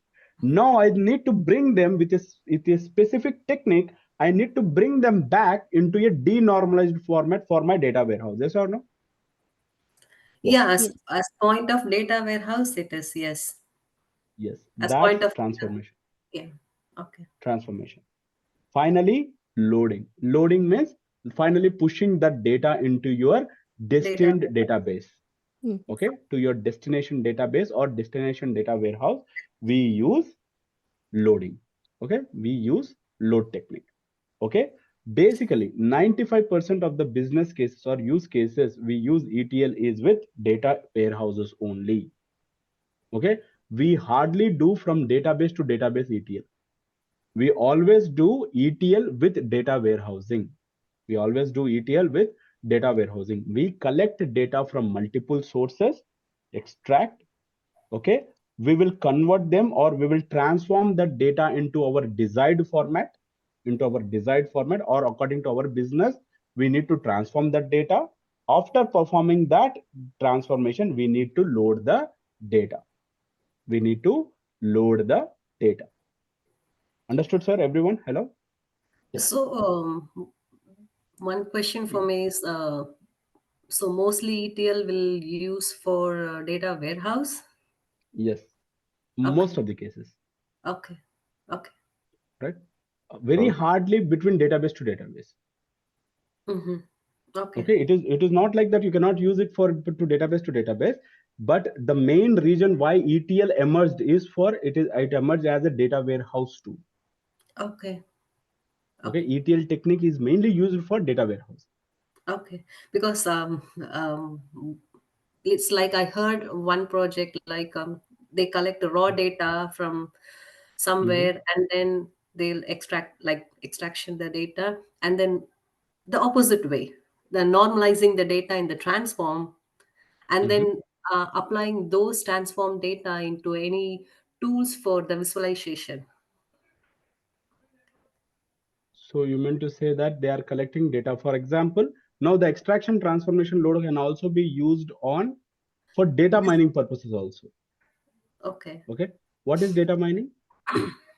No, I don't know. I no idea about that. Anyone with data mining knowledge? It's the use of data and applying some, machine learning techniques or everything to gain Here, insight. there also in data mining also you can use ETL. So you have to collect the data before you apply. You need to build it back to one particular location into your data silo, and then you start doing data mining techniques on top of that. And as what Santi said, like there is a way that they are collecting data and they are normalizing data. That's what I said. Most of the projects, it doesn't mean that again it doesn't mean that your data warehouse is a completely a denormalized structure. Okay, it is not as normalized as your database. It is not as normalized as your database because it has to be denormalized. But denormalization doesn't mean that there is nothing like, there is no structure at all. There is a structure, there is a schema in it. Okay, Okay. and here there also you cannot afford to have duplicates or data anomalies there also, like Okay. selection anomalies. You cannot have for selection anomalies. And Mm-hmm. moreover, ETL is mainly used for data warehousing technique, but it is not just stopping you there. You can Mm-hmm. use ETL to build databases also. For Okay. example, have you heard about um what we call this meta searches, or there are some aggregating companies, right? They don't have the information of their own. Okay, but what they do is we call it with a particular term. I'm not able to recall it. For example, if you want to go and book a flight, right? You can go to a third party, and if you keep the source and destination, right, it will show you all the flights from different airlines. Yeah. What we call that, aggregators, or I don't know what we call them. But Google if you see that, that's a database. That's not a data warehouse. Okay. There also you're doing this ETL technique to fetch that information from different airlines. Right? You go to your website, you search for a particular flight, all right, and it will show you which has the lowest price, which has the highest price in that particular date. And then you can go, you can click, and you can book the ticket from that website itself. Yeah. Right? Even that's a database. There also ETL is used. Okay. Sir, understood, sir? ETLs are not only confined to data warehouse, but ETLs were designed for data warehouse. Mainly ETL, why ETL emerged is because they were seeing problems with data warehousing. Because they had to collect data from multiple sources and put it into one single destination. ETL emerged, but again, ETL is not only confined to do only on just data warehouse. You can use it for databases as well. Okay. All right, sir. All right, but 90% of the cases, ETL is mainly used for your data warehouse functionalities, for building your data warehouses. Where we have also not completely denormalized some structure with some structure. Some structure is there. Okay. Again, denormalization doesn't mean that okay, only one table is there, sir. With only one table we can do. No. Okay, I understand now. All right. Yeah. Yeah. And one more thing is, you do not have a primary key foreign key relationships mostly in your data warehouses. In your data warehouses, you do not have that relationships. Okay. Okay. We need to in remember case, that as well. in that case, how will manage? For example, if you have 3-4, tables, right? How will you select queries? Right? We have to use join or something. We don't need to. We do that. We do that, but most of the cases we don't use those relationships. Okay.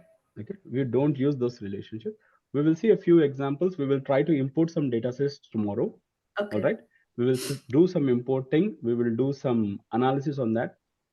So tomorrow, what we are going to study, and even I want you guys to have a little thing. So what are the things that you need to do is, if you have a Windows machine, or if you can get a virtual machine for free, okay, don't spend money on that, please. Okay, if you have a virtual machine for free, okay, and if you can install Windows, that's great. Okay, try to install SSIS and SQL Server into your system. Okay, very easy. Okay, having an SSIS and SQL Server. If you don't know how to do it, I will explain you. Okay, there is a very easy step-by-step guides for SSIS and SQL Server. All right, you can go through them, you can load them. All right, tomorrow what we are going to do is, we are going to perform a simple import export wizard. Okay, importing data using import export wizard. Okay, this we will do in both two things. Okay, we will do it in SQL Server as well as MySQL. I will show you two ways: doing it on MySQL also, doing it on SQL Server also. All right, and what is the thing that you need to brush up and come? Okay, you need to install these three. All right, so this is only Windows centric. I will give you this. Okay, Windows centric. This is also very Windows centric. MySQL Workbench, both. Okay, it's on Mac as well as Windows. Okay, the people who can install this too, good. If they cannot install, at least get installed with this MySQL Workbench. It works both on Mac and Windows. Okay, tomorrow we are going to do importing data using import export wizard. Okay, then we are going to transform data using stored procedures. Okay, so if you have forgot how to write stored procedures, I recommend you to brush your skills on stored procedures for tomorrow. Okay, I will show you one transformation. I will give you other transformations for homework tomorrow. Okay, we will go light again. Tomorrow's session will also be light. It will be only on the surface. All right, we will do some transformation and finally loading the data into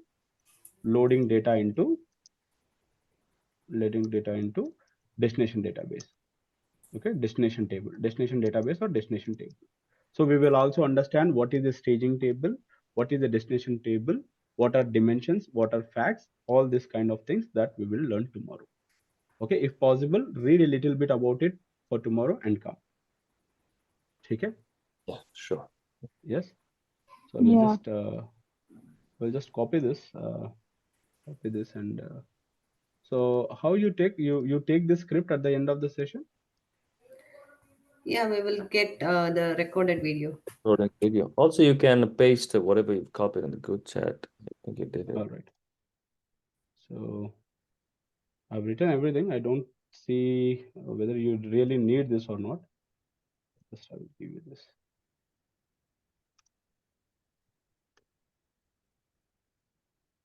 Okay.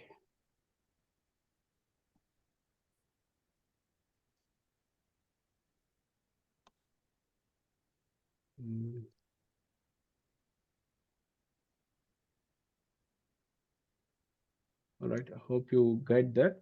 All right, try to install those. Okay, if you are having trouble tomorrow, okay, I will show you how you can do it, but we will do it on MySQL Workbench and we will do it on SSIS and SQL.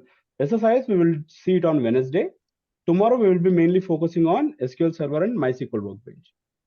Okay, hello? Okay, yeah. Yes? Okay. Yeah. All right.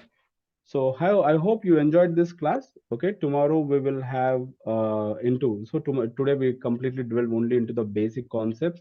Okay, what is the data warehouse, what is OLAP, what is OLTP, why do we need this ETL, all this stuff. All right, from tomorrow we will be jumping into what is extraction, transformation, load. We will see some problem statements. I will give you some problem statements, and from there we need to work on together. Okay, so that is how we will move forward. Hope you enjoyed the class and let's meet tomorrow. All right, sir? Yeah. Thank you. It was you. interesting. Thank All you. right. Can you please guys wait for a second? I will take a snap of this class. I need to take attendance. Oh. All right. I don't know how you guys took the attendance earlier. Anyways, it's recorded, so I think. Recorded sessions, right? So we'll get to know how many people were present. Basically, I don't have access to that. Oh, Okay. So that is the main I issue. think a couple of people already left the session, if I'm not wrong.